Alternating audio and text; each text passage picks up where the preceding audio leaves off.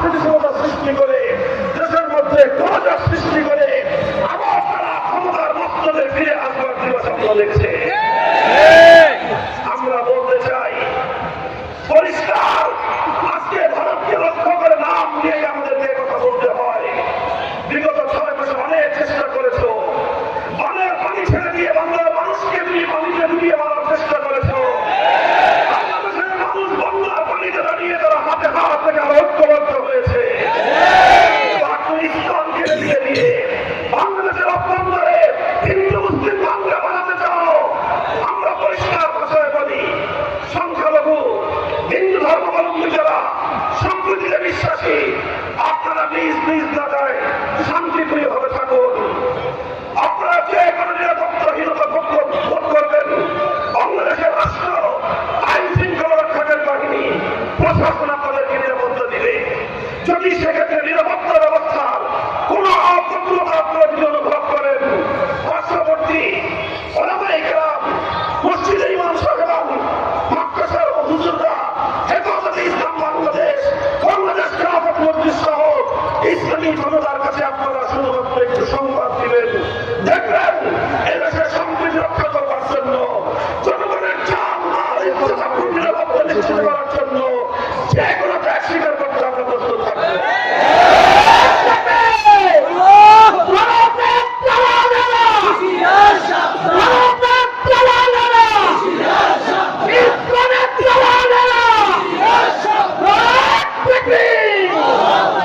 আমরা বাংলাদেশের এই অন্তর্বর্তীকালীন সরকারের কাছে স্পষ্ট দাবি জানাতে চাই, সব বিষয়ে স্বাভাবিকতাকে ফিরিয়ে আনবার চেষ্টা করুন।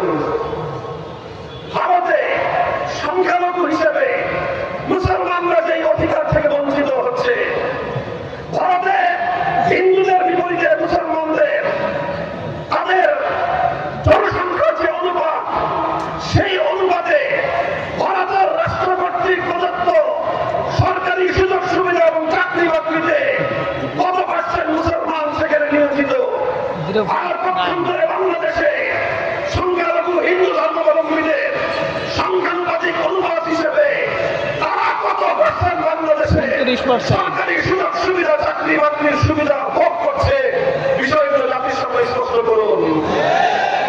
আমি কথা বলি না যে ভারত যেহেতু সংখ্যালঘু মুসলমানদেরকে তাদের প্রাপ্য অধিকার থেকে বঞ্চিত করেছে, কাজেই তার প্রতিশোধ দিতে বাংলাদেশের হিন্দুদেরকে প্রাপ্য অধিকার থেকে বঞ্চিত করা হবে, এই ধরনের সাম্প্রদায়িক কোন দাবি অতীতে আমরা করি নাই, আজও করছি না, ভবিষ্যতে আমরা করবো না। আমাদের স্পষ্ট কথা, সকলের সঙ্গে ইনসাফপূর্ণ আচরণ করুন। যদি বৈষম্য থেকে থাকে, যদি এমন থেকে থাকে যে শুধু হিন্দু ধর্মাবলম্বী হওয়ার কারণে ভারতের আশ্রয়ে প্রশ্রয়ে ভারতের এজেন্ডা বাস্তবায়ন করার জন্য নানাভাবে তাদেরকে পলায়ন করা হয়ে থাকে, তাহলে এখানে ষড়যন্ত্রের আভাস খুঁজে পাই আমরা।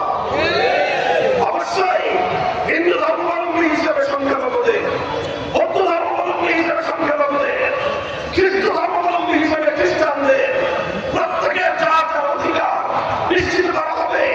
এমনকি আমি এটাও বলি, সংখ্যালঘু হিসেবে মুসলিমদের থেকে তাদেরকে কিছুটা নিরাপত্তা এবং সুযোগ সুবিধা বেশি দেওয়া হোক, এটাই আমরা কোনো ক্ষোভ প্রকাশ করবো না।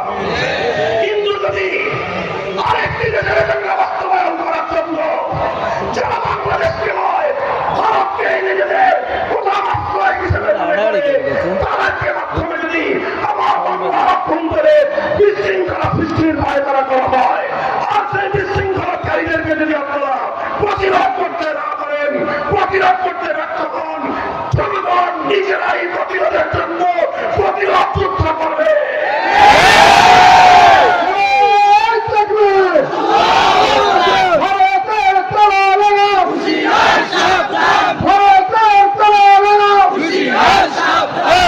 ঢাকা দিল্লি না ঢাকা, দিল্লি না ঢাকা।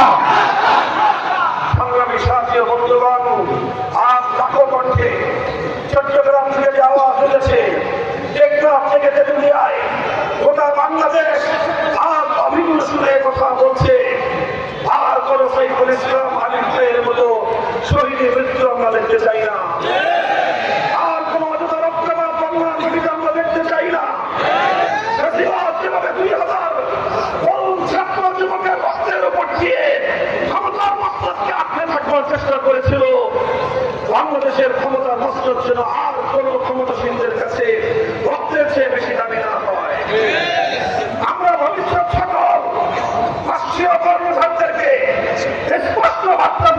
চাই জনগণের জানমাল ইজ্জত আব্রু তাদের জীবনের নিরাপত্তাকে সবার চেয়ে অগ্রগণ্য মনে করতে হবে। জনগণের রক্তের উপর দিয়ে ক্ষমতার মধ্যে থাকবার কেউ চেষ্টা করবেন না। জনগণ যতদিন চায় ততদিন থাকবেন।